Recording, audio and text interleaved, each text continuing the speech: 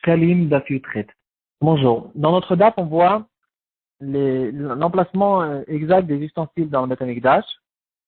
Donc, il y avait plusieurs halakhot, bien sûr, à ce propos-là. Chaque ustensile a sa place. C'est des halakhot qu'on va retrouver d'ailleurs dans le Rambam, comme on peut le voir dans la référence. Le Rambam, il se trouve dans une chot Bet Atrira, dans Perek Aleph Alachazaïn.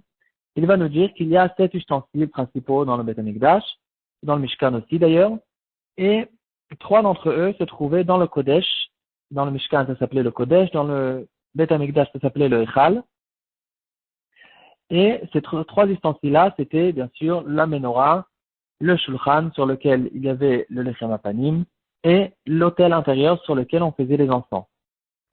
Alors la Gemara, elle va nous dire que la Menorah se trouvait au sud, c'est-à-dire celui qui va rentrer, il va la retrouver à sa droite, à sa gauche. Le Shulchan se trouvait à droite et le Mizbeach sur lequel on faisait l'extoret, le Mizbeach intérieur, se trouvait exactement au milieu. Donc quand on dit au milieu, c'est pour de vrai au milieu parce que il était au milieu, que ce soit si on mesure en fonction de la longueur ou en fonction de la largeur, puisque par exemple dans le Beth Amikdash, la longueur du Kodesh faisait 40 amot, donc au bout de 20 amot, on va placer le Mizbeach, le petit Mizbeach, et il va se retrouver exactement au milieu. Alors, à ce propos-là, il y a une halakha intéressante qui nous concerne aussi, c'est l'emplacement de l'abima dans la choule. Alors, on va retrouver, il y a beaucoup d'halakhot qui concernent comment faire une choule, de quel côté on va mettre la porte, etc. Et donc, en ce qui concerne l'abima, on va retrouver dans le Rambam, dans Ilchot Fila, c'est-à-dire, on va le retrouver, les Ilchot Fila dans le Rambam, on va les retrouver dans la partie qui s'appelle Ahava. Donc, dans Ilchot Fila Perek Yudalef Halacha Gimel, le Rambam, il va dire, Ma'amidim bima be'emtza habayit, kedei she'aleh aleh ha'koreh batorah, etc. Et donc, il faudra la mettre exactement au milieu. L'abima, on va la mettre au milieu de la choule. Alors, dans le Kesef Mishneh, déjà, il relève qu'il y avait certaines choules déjà depuis son temps qui avaient pris l'habitude de mettre l'abima devant, à l'endroit à côté du Aaron HaKodesh. Alors, il relève le problème, pourquoi ils n'ont pas fait comme a été tranché la halakha dans le Rambam, qu'il faut mettre l'abima au milieu. Alors, le Kesef Mishneh, il va dire que cette halakha de mettre l'abima au milieu, c'est pas une halakha complète, fermée, c'est au fait que quelque chose de pratique, comme va le préciser le Rambam, qu'on met l'abima au milieu pour qu'on puisse bien entendre celui qui va lire à la Torah, ou bien le Rav qui va faire une dracha, il va monter à l'abima qui se trouve au milieu. De cette manière-là, tout le monde pourra l'entendre. Alors, puisque c'est pas une halakha, c'est que quelque chose de technique, alors c'est principalement à l'époque où il faisait des choules immenses. Donc, il y avait ce problème-là, on devait faire l'abima au milieu, mais aujourd'hui, comme le dira le Kesef Mishneh, que Be'avonotenu Rabim, les choules sont devenues plus petites, et donc, puisque les choules sont plus petites, il n'y a finalement plus de problème de mettre l'abima, plus d'obligation de mettre l'abima au milieu, on peut la mettre devant, quoi qu'il en soit, tout le monde va entendre le Baal Koré. Entre parenthèses, c'est intéressant de remarquer que, au fait, on parle de l'abima ici, on parle de l'abima sur laquelle on va faire la Kriyat HaTorah. Et on le sait en général que chez les Sparadim, il y a une seule bima, et là-dessus, on va faire Kriyat HaTorah, et le Chazan, il va se mettre pour faire la Tfila. Chez les Ashkenazim, en fait, il y a comme 2 bimot. Il y a la bima qui va se retrouver au milieu pour la Kriyat HaTorah. Par contre, quand le Chazan, il va faire la Tfila, il va se mettre une petite bima qui va être devant, en général, à côté du Aaron HaKodesh. Ce serait intéressant de vérifier pourquoi, en fait, que ce changement de minagim. Peut-être, j'ai pensé à un chat personnel, que la manière avec laquelle les Sparadim ils font la Tfila avec le Chazan, elle est un peu différente. On peut remarquer que le Chazan, il va lire des paragraphes entiers, des longs paragraphes, et de cette manière-là, le Chazan, il va faire participer sa propre Tfila à tout le monde.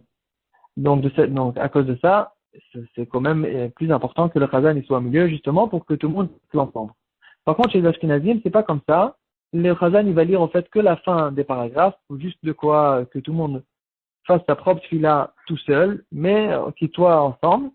Donc, à cause de ça, peut-être qu'on pourrait dire qu'il n'est plus tellement important que tout le monde entende le Chazan lui-même, les mots du Chazan lui-même, du moment qu'on sait plus ou moins où on en est. Bon, on ferme la parenthèse. En tout cas, ici, on revient en fait à l'abima de la Kriyat HaTorah, ou même l'abima du Chazan pour les Sfarad.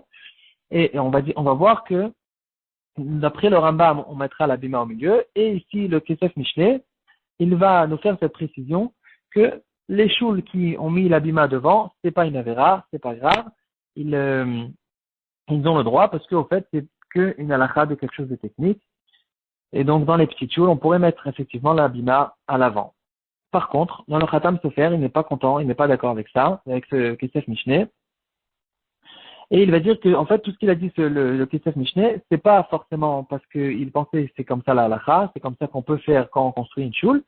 C'est que, au fait, parce que il a vu certaines choules de son temps qui faisaient comme ça, et donc il a essayé d'être dans les casse-routes, d'expliquer pourquoi c'est pas vraiment une avéra ce qu'ils ont fait. Mais normalement, la halakha, elle est comme le dit le Rambam, qu'on met la bima que au milieu. Il faut faire attention de mettre la bima au milieu et pas devant. Et d'ailleurs, c'est intéressant de remarquer que le Kesef Mishneh, en fait, qui est le pirouche du Kesef Mishneh sur le Rambam, c'est le pirouche de Rabbi Yosef Karo. Et si on va dans les vieilles choules de Tfat, qui étaient du temps de Rabbi Yosef Karo, par exemple, on prend la choule du Al-Shir HaKadosh, c'est une choule qui n'a pas été touchée depuis Rabbi Yosef Karo. Même le tremblement de terre ne l'a pas atteinte. Et on peut remarquer que cette choule-là, elle est relativement petite. Et quand même, la bima, elle est au milieu de la choule et pas devant. Donc, apparemment, c'est vrai ce qu'il dit le Khatam Sofer, que quand Rabbi Yosef Karo, il a dit qu'on peut mettre la bima devant, c'est pas un les quatre là. Normalement, on met la bima au milieu. Mais le Khatam Sofer, il dit qu'il faut faire attention quand même de mettre la bima au milieu, quand on construit une choule normalement, les quatre là. Et là, il va ramener une raison intéressante, et il va nous dire pourquoi. Parce que la bima, en fait, elle est parallèle, plus ou moins, au Misbéach. D'où on sait que la bima, elle est parallèle au Misbéach. On peut le remarquer déjà à Sukkot, quand on va faire les 7 tours autour de la bima. Pourquoi on fait ces 7 tours autour de la bima? Parce qu'au Beth Amikdash, il faisait 7 tours autour du Misbéach. Alors il va dire, c'est vrai qu'on le faisait autour du Misbéach extérieur, le grand Misbéach qui se trouvait dans notre terre, mais quand même, il y a une coïncidence entre les deux Misbéchot, il y a une coïncidence entre les deux. Et donc, puisque le Misbéach intérieur, on faisait attention obligatoirement de le mettre exactement au milieu du Echal, donc la bima aussi, on fera attention de la mettre au milieu de la choule et pas à la fin. Et d'ailleurs, dans le Biur Halacha, on peut remarquer qu'il ramène ce Khatam Sofer. Il va se retrouver dans Ilchot Bet HaKnesset, dans le Shulchan Aruch, on peut le retrouver dans la partie Orachaim. Shiman Kufnun à la fin, il va nous dire le Shulchan Aruch, aussi bima be'emta Bet HaKnesset, she'amod alea koreh batorah ve'shmeu kulam, etc. Donc il va dire qu'on met la bima, il faut la mettre au milieu de la choule, et donc pas devant. Et le Biur Halacha, il va dire que c'est quelque chose d'important, c'est obligatoirement, on est obligé de le faire au milieu. Pourquoi?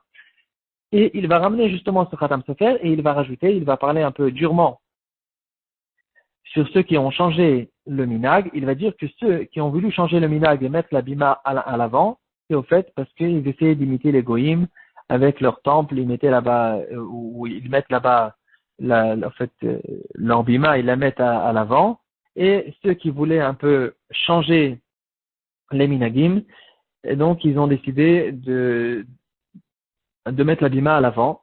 Et comme on le sait, en fait, le Khatam Sofer, c'était un des premiers qui a fait la guerre contre les réformistes, qui essayaient de modifier la Torah. Et donc, à cause de ça, le Khatam Sofer, il a dit que de notre temps, il faudra faire attention, c'est des minagim qu'on ne peut plus changer. Pourquoi? Parce que quand on commence à changer les minagim, on peut pas savoir jusqu'à où ça va arriver, pourquoi, en fait, ces gens-là ont voulu changer les minagim, et comme va nous le dire ici le Biur Halacha, ils essayaient de ressembler aux goïms, etc., de changer. Donc même s'ils disaient que c'était que pour faire beau dans la choule, mais quand même, il faut savoir ce qu'il y a plus loin, ce qu'il y a dans leur profonde intention quand ils font ça, quand on fait des changements, on peut pas savoir jusqu'à où ça arrive. Donc aujourd'hui, dans notre temps, il faudra faire attention, effectivement, de mettre la bima au milieu et pas à l'avant